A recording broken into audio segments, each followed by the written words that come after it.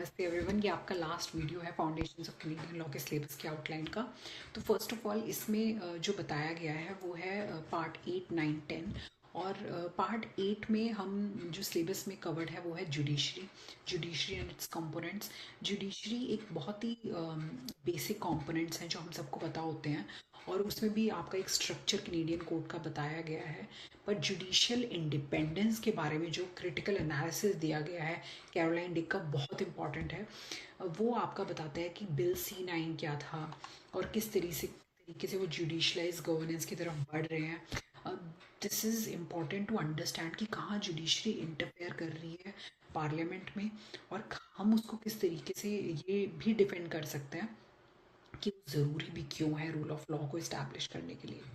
तो again statutory interpretation है आपके पार्ट 9 में। इसके आपके बहुत सारी डिफरेंट अप्रोचेस पढ़ाई जाएंगी और आपको लगेगा नहीं कि इतना रेलेवेंट है, बट इसकी रेलेवेंस आएगी जब आप किसी भी कोई भी क्वेश्चन को उसका एनालिसिस करते हो और आपको उसको एक पर्सपेक्टिव देना होगा कि इस केस को हम किस वजह से और किस अथॉरिटी के बेसिस पे हमें मॉडर्न उसकी पर्सपेक्टिव से देखना है, आपके लॉ को एनालाइज करना है, या फिर हमें स्ट्रिक्ट इंटरप्रिटेशन रखनी है।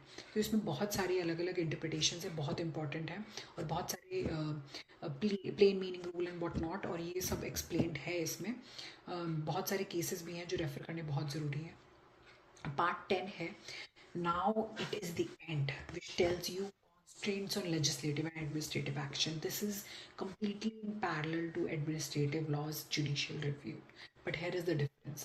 Judicial review में मतलब आप उस एंगल से आपने नहीं पढ़ा है हीबियस कॉर्पस की इम्पोर्टेंस क्या है, उस एंगल से आपने नहीं पढ़ा है कि स्टैंडर्ड ऑफ रिव्यू की रेगुलेशंस क्या है, किस तरीके से स्टैंडर्ड ऑफ रिव्यू डेवलप हुआ है।